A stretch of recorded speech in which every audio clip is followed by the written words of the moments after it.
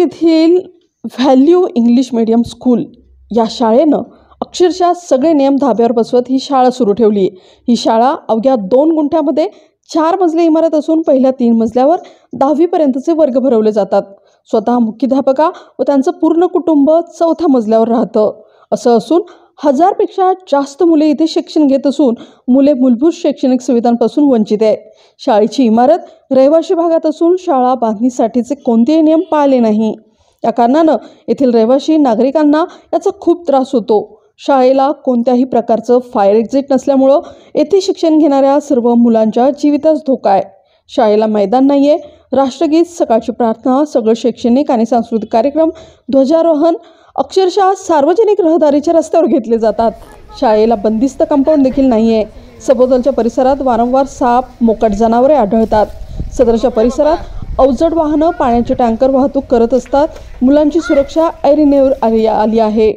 स्वतःच्या गाड्यांना पार्किंग नाहीये। शाळेची वाहनं रस्त्यावर उभी असतात, त्यामुळं रहदारीची समस्या आहे। रहिवाशांना दिवसभर ध्वनी प्रदूषणाचा त्रास होतो। शाळा शासनाच्या कोणत्याच अटी व नियमात बसत नसून नागरिकांनी त्यांना विनंती केली असता शाळा प्रशासनानं नागरिकांना धमकावत शाळा इथेच चालवणार आणि वाढवणारही अशी धमकीवजा उत्तरे दिली। शाळेच्या प्रशासनानं शासनाचे सर्व नियम पायदळी तुडवत आणि मुलांच्या भवितव्याचा कोणताही विचार न करता शाळेचा व्यवसाय गेले 5 ते 6 वर्ष बेकायदेशीरपणे चालवत आहेत। मी राजेंद्र गोविंद साळवे, मांजरी बुद्रुक, वार्ड क्रमांक 22, पुणे मनपा, आम आदमी पार्टीचा अध्यक्ष या नात्याने या ठिकाणी मांजरी बुद्रुकमधील झेड कॉर्नर या ठिकाणी चाललेली 3 गुंठ्यामध्ये 4 मजले इमारत बेकायदेशीरपणे आणि 1000 विद्यार्थी या ठिकाणी शाळेत शिक्षण घेत आहेत। सदर शाळेचं नाव व्ह्यू असं असून सदरची इंग्रजी माध्यमाची शाळा ही अनधिकृत आहे असं पत्र माननीय उपसंचालक पुणे विभागीय शिक्षण यांनी आम्हाला पाठवलेलं आहे लेखी उत्तरामध्ये। परंतु आम्ही पत्रव्यवहार करूनही संबंधित शाळेविषयी शिक्षण विभागाने कोणतीच कारवाई, कोणतीच चौकशी केलेली नाही। उलट ते संस्थाचालक जे आहेत फ्रान्सिस, त्यांनी आमच्या विरोधात अब्रू नुकसानीचा दावा दाखल करून पोलिसांना पत्र देऊन आम्हाला चौकशीसाठी बोलवलं। आम्ही कायद्यानुसार जी काही मागणी मांडतोय शिक्षण विभागात, तर त्या ठिकाणी आम्ही लेखी पत्र देऊन आम्ही वस्तुस्थितीची मांडणी करतोय की ह्या 1000 विद्यार्थ्यांचं भवितव्य धोक्यात उद्या जर काय झालं तर ह्याला जबाबदार कोण आहे। संबंधित जे प्रशासन टाळाटाळ करतंय, नियमाच्या बाहेर जाऊन काम करतंय, त्या डिपार्टमेंटनी ही जबाबदारी घ्यावी उद्या जर काय विद्यार्थ्यांचं झालं तर।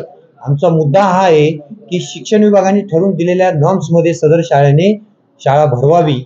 आज अपेक्षा आहे त्या ठिकाणच्या परिसरातील लोकांना, अनेक इंग्रजी माध्यमाच्या आजूबाजूच्या शाळा आहेत, शाळा भरते या ठिकाणी आणि मान्यता दुसऱ्या ठिकाणी आहे, तर त्या शाळेने एवढा पैसा आम्हा बक्कळपणे कमवलेला पालकांना जर विद्यार्थ्यांच्या सुविधा द्यायच्या असतील तर आजूबाजूला त्यांना 100% त्यांना 10 गुंठे, 15 गुंठे, 20 गुंठे जागा मिळू शकेल आणि त्या ठिकाणी त्यांना सुसज्ज इमारत बांधून क्रीडांगण, अत्याधुनिक सुविधांसह मुलांना चांगल्या पद्धतीचं शिक्षण देता येईल, हीच आमची अपेक्षा आहे।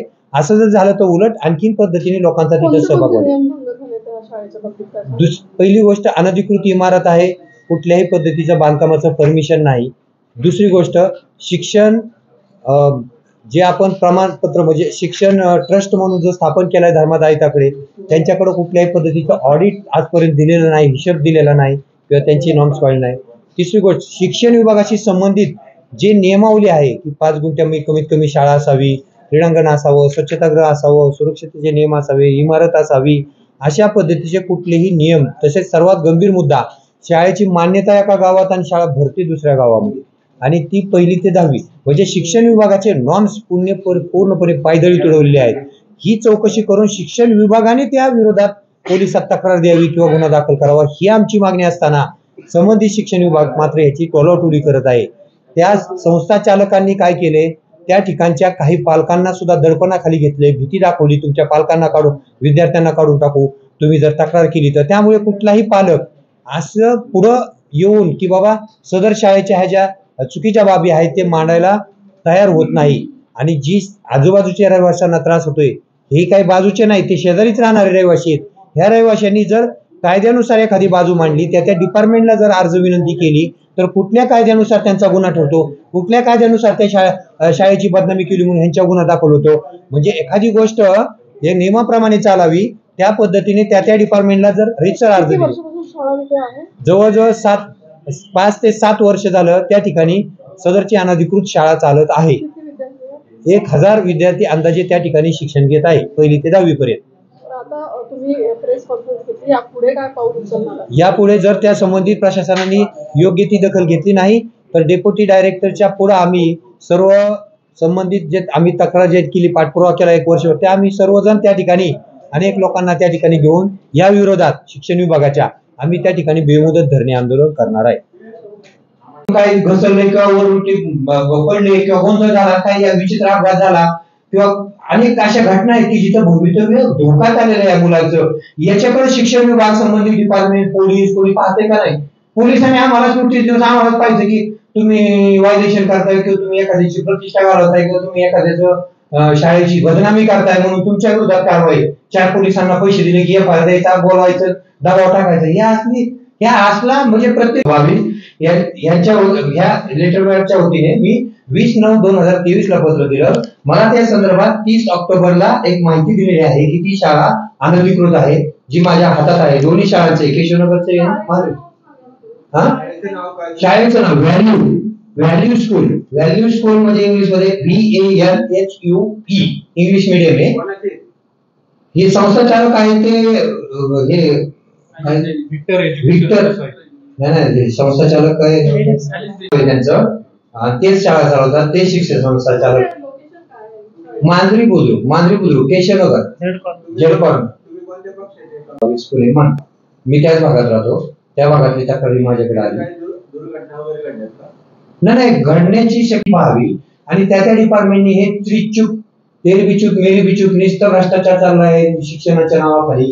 विद्यार्थ्यांचं काय, सुविधांच्या संदर्भात तर काय, त्या पालकांना गोलमाल केलं जातं, तुमची बंद केली जायची आहे. आमचं बंद नाही म्हणत मी. शासनाला प्रस्ताव पाठवा, जागेची मागणी करा, विकत घ्या, करोडो कमवले.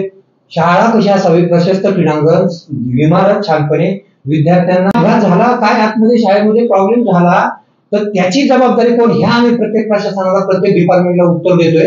आणि अशी अनधिकृत शाळा बंद करावी अथवा त्याचं स्थलांतर करावा अथवा शासनाने त्याची सोय लावून द्यावी, त्यांना जागा द्यावी त्या संस्थेला, परंतु नॉर्म्स पाळावे, विद्यार्थ्यांचं भवितव्य पाहावं. या मागणीसाठी आम्ही किंवा अशा पद्धतीचं नियोजन करावं. परंतु या ठिकाणचे लोकप्रतिनिधी, त्या ठिकाणचे संबंधित अधिकारी कुठल्याही पद्धतीची रिस्क किंवा कायद्याप्रमाणे वागण्यास तयार नाही आणि म्हणून आम्हाला आंदोलनाची वेळ आलेली आहे. आम्ही